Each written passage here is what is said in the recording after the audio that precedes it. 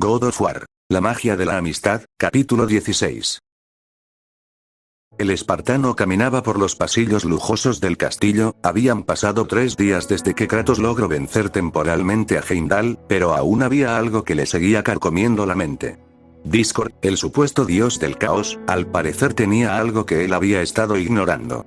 Era impredecible, tanto así que el propio Heimdall pareció no saber qué hacer, abrumándolo con la magia del caos.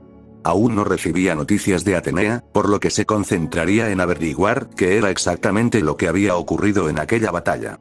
Después de algunos minutos más de seguir caminando, el espartano llegó al frente de unas enormes puertas, que eran custodiadas por 2 ponis.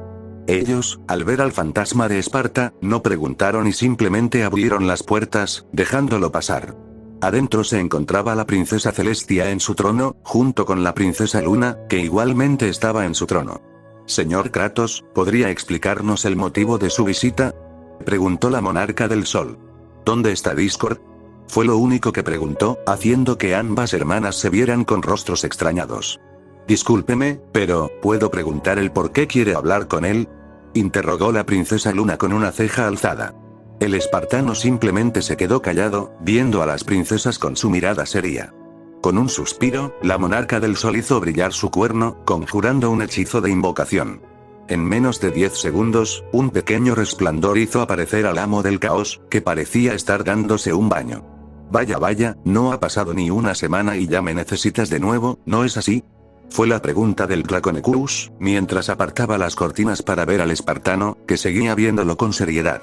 «Hay algo que tú tienes, esa magia tuya, hay algo en ella que podría serme de utilidad», dijo sin rodeos, llamando la atención de todos en la sala.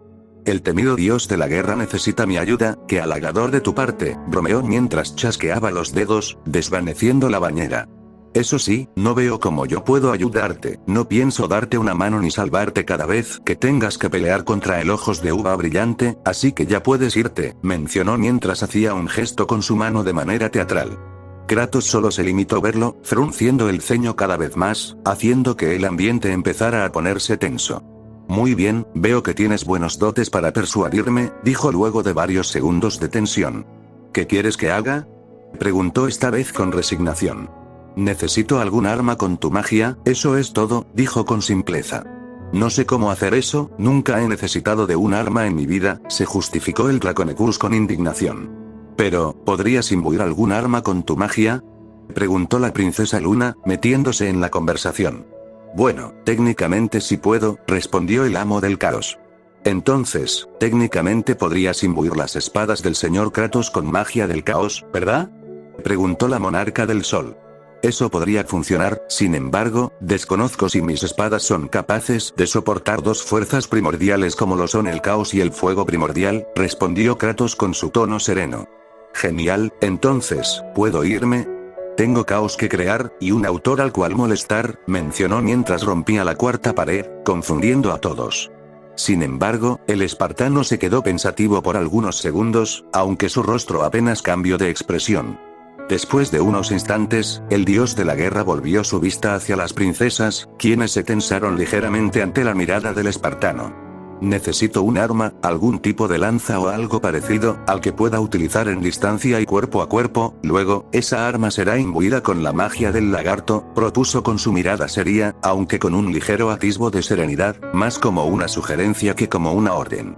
«Entendido, podemos mandar a forjar un arma de estas características, y el dios del caos aquí presente, puede colaborar con su parte», confirmó la princesa Celestia, mientras miraba al Draconequus, quien solo puso una expresión resignada. «Muy bien, después de todo no tengo mucha opción», aceptó a regañadientes.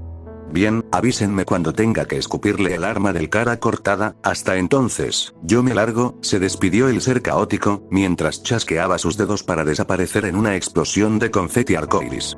El espartano se quedó callado por un par de segundos más, viendo el lugar donde antes estaba el dios del caos. Luego, giró su vista hacia las princesas, quienes volvieron a tensarse al sentir la profunda mirada del espartano sobre ellas. Luego de unos segundos más, el fantasma de Esparta dio media vuelta, alejándose del lugar, y haciendo que las princesas soltaran un suspiro aliviado. Mientras esto sucedía, en Asgard, podíamos ver cómo era que Heimdall estaba en la Gran Morada, para ser específicos, estaba inclinado hacia adelante en señal de respeto, en el estudio del padre de todo, Odín. Esto es muy interesante, aunque no debemos perder la calma. Sí, te han logrado tocar, y eso es algo que no puede ignorarse. Sin embargo, gracias a los recientes estudios que he logrado hacerle a esta extraordinaria hoja, puedo deducir que perteneció a un dios muy poderoso, posiblemente a Zeus. El autoproclamado padre de todo caminaba por todo su estudio, sin prestarle verdadera atención a las noticias que había recibido. Disculpe mi ignorancia a su investigación, Padre Supremo, pero debo de decirle que este es un tema que sugiere más de su atención. En casi 5000 años, nadie ha logrado tocarme en batalla, decía el dios de la premonición, aún sin dignarse a enderezar su cuerpo. Entiendo tu preocupación, y créeme, le estoy dando la importancia que se debe, solo que no lo demuestro con gestos, explicó Odín con tono analítico y calculador. A diferencia de ti, yo estoy pensando en cómo solucionar este problema. Ese tal Kratos nos está trayendo más problemas del que pensaba, eso sumándole el hecho de que Freya logró deshacer su hechizo que la mantenía ligada a Midgard hace relativamente poco, pero no hay que caer en desesperación, aún hay muchos planes que tengo en mente, por lo que no debemos demostrar debilidad, diría en voz alta, analizando su situación actual. Heimdall, necesito que vayas y examines el estado de Thor, ahora que sabe que sus hijos están muertos, es probable que sus ganas de matarlo sean mucho mayores, y también asegúrate de que Baldur no lo siga, probablemente ya escuchó que Freya estuvo en Midgard hace relativamente poco, y él aún quiere matarla, ordenó con precisión al dios portador del Bifrost. Aunque con un pequeño ápice de duda en su cabeza, Heimdall se inclinó hacia adelante en señal de respeto, para acto seguido, girar y dirigirse directamente a la salida del estudio del Padre Supremo. El padre de todo, aquel que tenía consigo un conocimiento sobre casi cualquier magia existente, acababa de descubrir una fuente de magia divina tan poderosa que dejaba muy atrás a casi cualquier arma que los Aesir hayan logrado forjar. La hoja del Olimpo, un arma con muchos misterios para Odín, su deducción de que su portador principal fue el antaño gran rey de los dioses, Zeus, era solo una deducción apresurada, más que nada porque un arma de este calibre no podía ser empuñada por cualquier dios. Su capacidad de absorber magia ajena la volvía muy peligrosa, no solo para su portador, sino para cualquiera que se enfrente a él, un arma diseñada para matar inmortales, por lo que Odín logró analizar. Los titanes, seres de origen casi primordial, eran seres que, pese a su semejanza de tamaño con respecto a los gigantes, los dejaban muy atrás en cuanto a poder. Odín conocía bastante bien la historia de este mundo, aunque lastimosamente para él, sabía cosas que no le servían en estos momentos, y sacrificaría tal conocimiento para saber qué ocurrió hace exactamente 5000 años. Aún así, habían muchas, demasiadas señales de que habían cosas que Odín desconocía, seres o fuerzas superiores a las de los dioses. Pese a todo por lo que luchó, pese a todo lo que logró construir, pese a todo el conocimiento que logró obtener por milenios y milenios de investigaciones de prueba y error, no tenía ni la más mínima idea de cómo acceder a estas fuerzas superiores. El tiempo, el concepto más poderoso de todos, un concepto tan poderoso que, no importa que tan fuerte sea un mortal, tarde o temprano el tiempo terminaría por acabar con él. Aunque los dioses eran, hasta cierto punto, atemporales, pues sus cuerpos apenas envejecían, eso no quería decir que fueran inmortales. Sí, a ojos de cualquier mortal lo son, pero la verdad es que, si quieres acabar con un dios, la única forma posible es si otro dios lo mata. Tantos experimentos, muchos fallidos, como fue el caso de esa lagartija caótica que liberaron en Midgard hace unos 2000 años, un claro ejemplo de que construir a un dios mediante este tipo de experimentos biológicos no lo llevarían a ningún lado. El tiempo era un concepto que Odín había tratado de manipular en más de una ocasión, y la vez que estuvo más cerca, fue una vez cuando logró estar con las Nornas, las Moiras de sus tierras, quienes le advirtieron que deje de jugar con cosas que él jamás comprenderá, de lo contrario, terminaría trayendo a esta línea temporal a seres que le complicarían las cosas. Sorpresa, Odín no escuchó ni una palabra, y ahora, por esa ignorancia, estaba seguro que aquel dios, que ya había acabado con 2 de los hijos de Thor, que ya había acabado a Egna, reina de las Valquirias, y también poder golpear a Heimdall, era el resultado de su manipulación sobre el tiempo. No sabía él cómo ocurrió, pero estaba seguro que esto era su culpa, había traído a un asesino de dioses a Suera, el último superviviente de su panteón, y con las historias que había recopilado, este dios no era un simple dios menor, como lo habían sido Magni y Modi, sino que era el mismísimo dios de la guerra. El dios más poderoso de Asgard estaba teniendo un horrible dilema mental. El dios más poderoso de Midgard aún esperaba pacientemente su ansiada y posiblemente novedosa arma, y la diosa más poderosa de Vanaheim, junto con el hechicero pony más poderoso de toda la historia de Equestria, seguían su avance entre la vegetación traicionera del reino natal de la diosa. Me sorprende que no hayas tratado de huir en ningún momento desde que llegamos, habló Freya mientras pasaba por debajo de unas enormes raíces, siendo seguida de cerca por el hechicero. La verdad, este lugar es nuevo para mí. Tú pareces conocerlo mejor que yo. Sería imprudente perderme en este lugar, contestó el hechicero, esta vez con mucha más confianza. A diferencia del canon original, donde el viaje entre reinos se hacía a través del reino entre reinos, aquí las cosas eran distintas. Cuando llegaron, aparecieron en un lugar muy apartado de todo.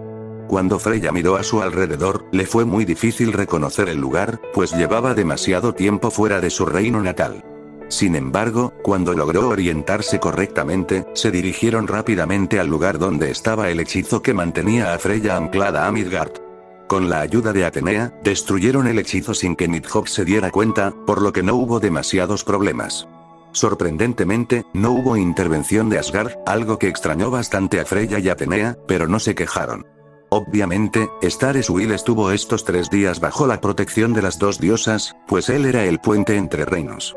Además, al estar con ellas por tanto tiempo, les logró agarrar algo de confianza, sobre todo porque le salvaron la vida en más de una ocasión. Y aunque Freya dijo que era porque era útil, aún así lo salvaron y estaba agradecido con eso. Además, a diferencia de Kratos, cuyo aspecto y carácter no transmitían exactamente una figura de confianza, la actitud serena, calculadora y determinada de Freya sin duda fue una diferencia muy grande con respecto al temido dios de la guerra. Por cierto, ¿qué es exactamente lo que estamos buscando?, preguntó el unicornio gris. Estamos buscando a mi hermano, él nos ayudará con el ejército, o bueno, eso espero. Por lo que llevo visto, Vanaheim ha tenido sus propios problemas mientras he estado fuera, explicó con total tranquilidad la diosa, tratando de ocultar la melancolía que sentía al ver a sus tierras natales tan afectadas por su horrible decisión de casarse con Odín. Entiendo, se limitó a decir Starswill, sin querer divagar demasiado en el tema. Los minutos pasaron y siguieron avanzando a través de la maleza, hasta que lograron encontrar una especie de sendero antinatural, por lo que no perdieron tiempo en seguirlo. Seguramente este sendero los guiaría directamente hasta Freyr, o hasta alguna trampa, pero valía la pena el riesgo. No pasaron ni 10 minutos y ya habían llegado al final del sendero, que llegaba directo a un pequeño claro despejado de vegetación alta, cosa muy extraña. Esto no tiene sentido. ¿Por qué estaría un sendero aquí, en mitad de la nada?, se preguntaba Freya, llevándose una mano al mentón para tratar de pensar en alguna hipótesis. Bueno, quizás este sea el inicio del sendero, empezó a decir Starswill, adelantándose un par de metros. Tenemos que ir por el otro lado, pero no pudo terminar, pues de repente, una de sus patas traseras terminó pisando una trampa que se activó rápidamente, enredando la pata del hechicero sin que él pudiera hacer nada, para luego ser arrastrado a través de un pequeño túnel. ¡Ayuda! Gritaba mientras era arrastrado. ¡Mierda!, dijo Freya mientras se apresuraba a tomar su forma de águila y volar por encima de toda la maleza. Al hacerlo, un gran campamento se reveló ante ella, cosa que la sorprendió bastante. Sin embargo, no tenía tiempo para esto. Tenía que evitar a toda costa que Stareswill terminara muerto. Descendió con rapidez, transformándose justo antes de llegar al suelo, aterrizando con una agilidad sorprendente y sacando su espada para ponerse en guardia. Stareswill estaba a unos 3 metros sobre el suelo, colgando de su pata trasera y balanceándose como si fuera una piñata. ¿Qué significa esto?, se preguntó Freya en su mente, empezando a caminar hasta la trampa para liberar al pony. Esto tiene que ser una maldita broma, y una de muy mal gusto, por cierto, dijo una voz justo detrás de Freya, lo que la obligó a darse la vuelta para ponerse en guardia. La vista que la recibió fue brutal, pues justo allí estaba nada más ni nada menos que su hermano, Freyr, quien había dicho lo de antes. Pero eso, aunque parezca sorprendente, no era lo que la había dejado sin palabras, pues toda su atención se cernía directamente en la figura alta que estaba justo al lado de su hermano. Una figura con ropajes básicos, apenas un par de piezas de armadura de cuero en su cintura y una camiseta de un celeste apagado. Medía 2 metros con 50 centímetros y estaba bien armado con una lanza y un escudo con un símbolo que ella reconoció al instante. Sin embargo, lo más destacable, sin dudas, eran aquellos ojos amarillos, otorgados directamente por los Jotnar. Tyr. Fue lo único que salió de la boca de Freya. Bueno, he regresado cabrones, y esta vez con la verdadera intención de quedarme, no los abandonaré otra vez, lo juro. En fin, espero que estén bien, y también que este capítulo haya sido de su agrado. Yo por mi parte, me despido, y sin nada más que decir, gracias por ver, adiós.